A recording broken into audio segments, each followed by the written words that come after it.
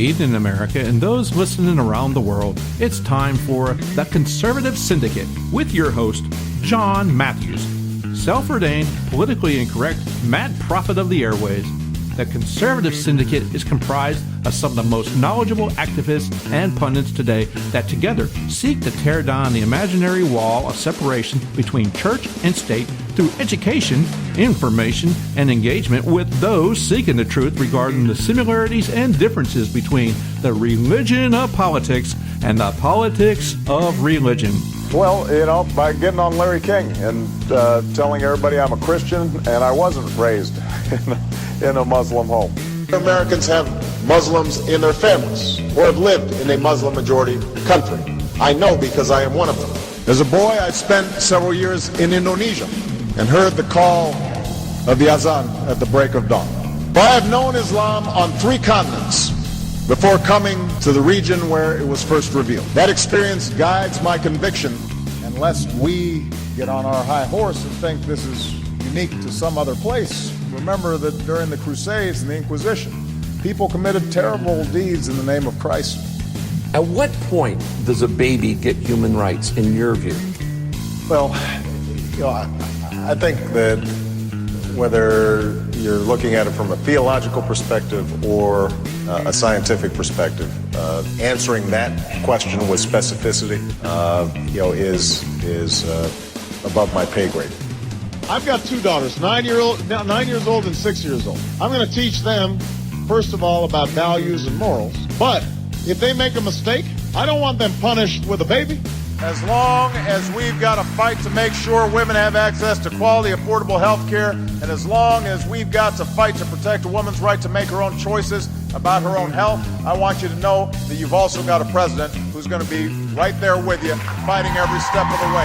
Thank you, Planned Parenthood. God bless you. Hey, all you can do is just tell the truth and trust in the American people that over time they're going to know what the truth is.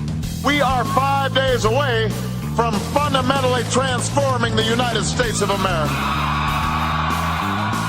And now, your host, John Matthews. Okay, hey, how we doing out there all across this great land of ours and around the world? It is that time. It's time for the Conservative Syndicate, and we're coming to you live right now out here from the old left coast, and glad to have you with us once again. Glorious Tuesday out here in Southern California. I don't know what the rest of the world is like, but just a perfect day out here, nice and sunny, temperature's just right, low humidity. This truly could be God's land if it wasn't for the fact that the devil had taken the state over. But we're glad to have you with us tonight, and I am your host, John Matthews, mad prophet of the airways, on a mission from God, and that mission is to tear down the imaginary wall of separation between church and state. And I'm glad you took time to join us. I've got with us tonight, of course, back from his little stint in the bad back office or the bad back room, Joe Hakos, back from, I guess, what do you call it, rehabilitation? Oh, just being stupid. Well, we can all be stupid sometime. Hey, well, what is it? You're allowed, what's the rule? 3 mistakes a day, right? Oh, crap. I've used them all up. Well, I exceed my quota every day. I mean, that's a given. I'm in the next week already. So anyway, glad to have you back. And I hope that you all enjoyed the show last night. I did something a little bit different. We did a pre-recorded interview with Father Josiah Trenham out in Riverside, California, out here at the St. Andrew's Greek Orthodox Church, talking about, I guess, the Pope Incarnate up north, Nancy Pelosi up in her district. We talked about Archbishop Salvatore Cordileone. I joked with the Father Josiah when I was talking to him. I said, Cordileone is just a little bit off from Corleone, from the Godfather. Yeah. And, he picked up on that. He said, yeah, but I think it was a great interview. I hope people enjoyed it. But most of all, I hope you got something out of it. Understand that Christianity in America today is under a heavy attack. It used to be, we used to listen to people talk about, us Bible-thumping weirdos and stuff like that. And they just did it mostly from a standpoint of just kind of discounting who we were and what we stood for. And, we were just somebody to be looked at, much like we look at liberals today. Just somebody that's kind of like one brick short of a load. And, just don't pay attention to them. Just leave them all, leave them alone, let them do what they do, But that's no longer the case here. What we see now is a concerted, organized attack against Christianity in America. Yeah. And it comes from different aspects and different methods, but that's what it is. It is an attempt to not only silence the church, but remove it from society.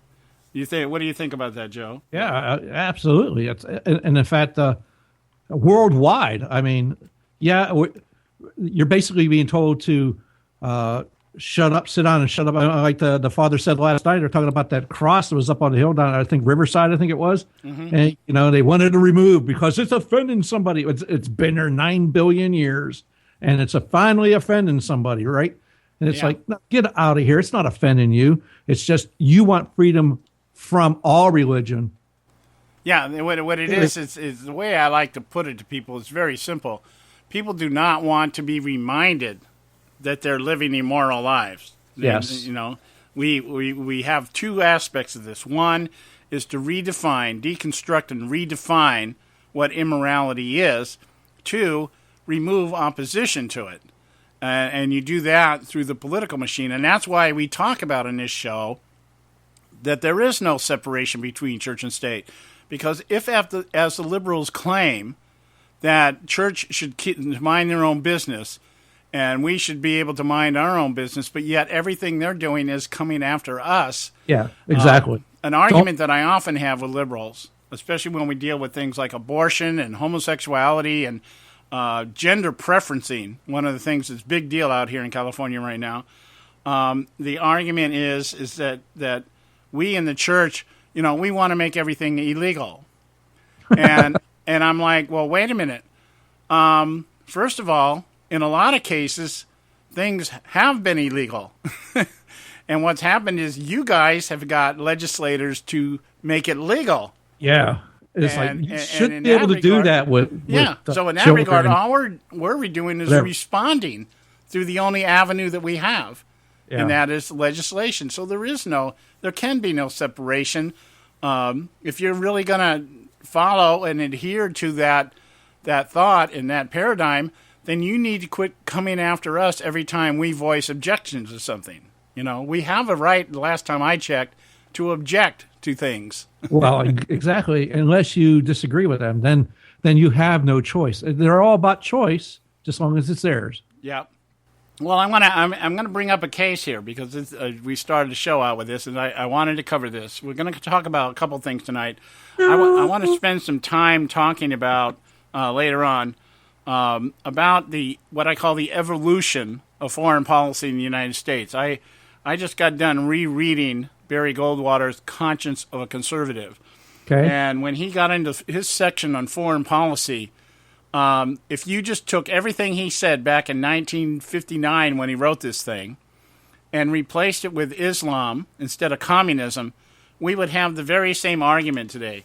And I thought it's worth noting what's going on. And I like to talk about the evolution of American foreign policy from one of defending our country to one of getting along with everybody. And the proof historically is that we have not won a conflict since World War II. And this is when everybody decided that they wanted to be at peace. When we developed the ability to blow up the world, all of a sudden everybody wants to be at peace. And that has actually been a leverage that has been used against us as a superpower to, over the decades, get us to compromise, negotiate, all this other stuff, and we have lost our power and our influence, and our defenses are being knocked down at a very rapid rate.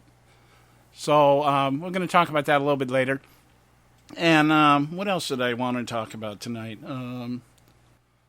About the bear population here and how it just almost killed my back. I'm sorry? About the bear population here and almost ruined my back. No, population? I'm just messing. I'm just messing. We have a bear. Right. We do have a bear population issue out here. But it didn't. I know the what bear it was. didn't hurt my back. Yeah, we're going to talk about. Well, we're actually going to talk about immorality tonight. That was. Oh, the that's topic. it. Yeah. The redefining. Well, it all seems to be the same then. Yeah. Well, we're gonna talk about the redefining of immorality. I'm starting to use this word evolution now all the time because that's how Obama has described his changes, quote unquote, changes in his policies and agenda and stuff like that. It was like when he was running and knew that nobody would vote for him if he came out and said, "Hey, I'm pro-homosexual and I'm pro letting amnesty and I'm pro this and pro that." Nobody would have voted for him. So he was against those things then. Even though his voting record shows just the opposite, which nobody bothered to check. Yeah, he's pro-life. Nobody bothered to check and see what this guy voted like. And John McCain didn't want to offend him because he didn't want to be called a racist. So he got away with that. Yeah. And what we've seen is his evolution, quote unquote, on all these issues over the last almost 7 years now.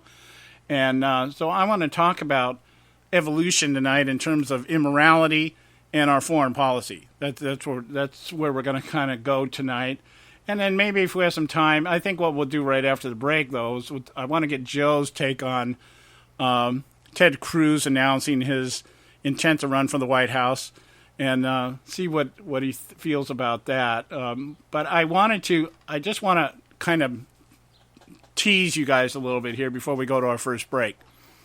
Rutgers law professor Margo Kaplan, I guess it's a very popular professor. She's one of these people that people are starting to look at as the spokeshole, for the movement, whatever movement it is they're out there. The social engineering movement is what I like to call it. We see all these different things that we normally would look at and say, excuse me, this is unnatural, or this is a situation that needs epidemic in some cases. We have murder is such a common thing now. If you watch the news, my wife watches the news in the morning, and I've actually got, I wake up in the 5 or 10 minutes it takes me to wake up before I get out of bed and run out of the room because I hate watching the news. I can count the number of stories that are dealing with murder, havoc, chaos, anything like that. Anything from mostly murder here in L.A. Every morning within a 5-minute segment, there's at least 5 to 6 murders going someplace here in L.A. County. And it could be an old lady getting clubbed to death over her purse, to gang warfare somewhere down in South Central, to a shooting at a bar between a wife and a husband, stuff like this. It's just common. It's like every day. It's like if you don't hear about it, you wonder what happened. Wait a minute, what do you mean? And then they intersperse it with other stories that make you feel good, about somebody rescuing a horse or something like that. Yeah, saving a drowning dog out of a flooded river or something, yeah. And it's amazing. You'll get 30 seconds, like this morning, 30 seconds, if that. Look, a rainbow. On the airline crash over in France or in the Alps or whatever. But we had a 10-minute thing on somebody here that, I don't remember what it was, but it was totally useless information. It had to do with some celebrity or something. It was like that.